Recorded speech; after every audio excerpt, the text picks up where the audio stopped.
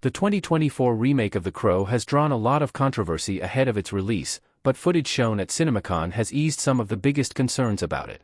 Based on the 1989 limited comic book series of the same name by James O'Barr, The Crow is a reboot and a remake of the 1994 cult classic directed by Alex Proyas and starring Brandon Lee as Eric Draven/The Crow.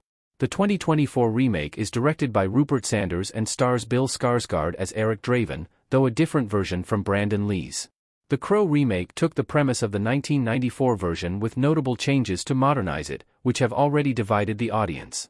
The Crow follows musician Eric Draven and his fiancée, Shelley Webster, FKA Twigs, who are brutally murdered at their home.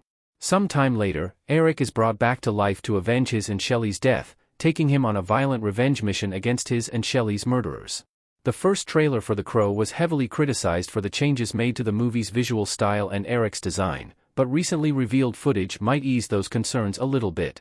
New The Crow footage shows it's dark and grungy like the original.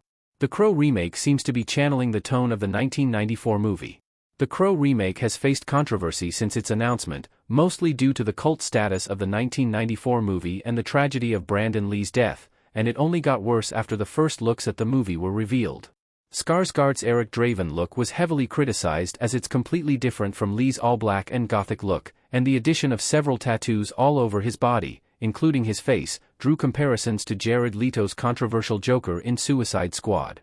The trailer for The Crow remake only made concerns over the movie grow with its different tone and visual style, but recent footage is good news for fans of the original movie. During CinemaCon on April 10, 2024, exclusive footage from The Crow remake was shown, giving a better look at Skarsgård's Eric, his and Shelley's murders, his resurrection, and his mission as guided by the Crow. The footage also focuses on the love story between Eric and Shelley, showing them at a correctional facility, also seen in the trailer, and in other, different contexts. The footage included a look at Eric trying to swim toward Shelley as she drowns more and more, which is also seen in the trailer, as well as more of Eric's murder rampage, showing how violent and graphic this version of The Crow will be. Unlike the first trailer, The Crow's CinemaCon footage has a darker and more grungy tone reminiscent of the 1994 movie, though with modern sensibilities and other changes to adapt to a modern audience, but knowing that it reportedly kept a similar style to the original movie should ease some concerns about the remake. The Crow reboot needs to win back audiences after the first look controversy. The Crow didn't do much to keep the audience's interest with its first trailer. The first images and trailer for The Crow remake ended up making many viewers lose interest in it. Despite its initial controversies and different opinions on whether a remake of The Crow would be a good idea or not, the reboot had the benefit of the doubt in big part due to Skarsgård's involvement, who has an incredible track record in the horror genre and with strange characters. However, most viewers were expecting the remake to, at least, keep the visual style and character design as the 1994 version, which is why Skarsgård's look was so controversial.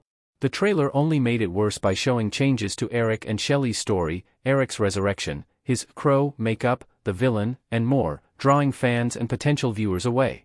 As The Crow's marketing campaign continues, the studio needs to find a way to win viewers back, and showing the darker, more grungy footage like the one shared at CinemaCon could be a great first step.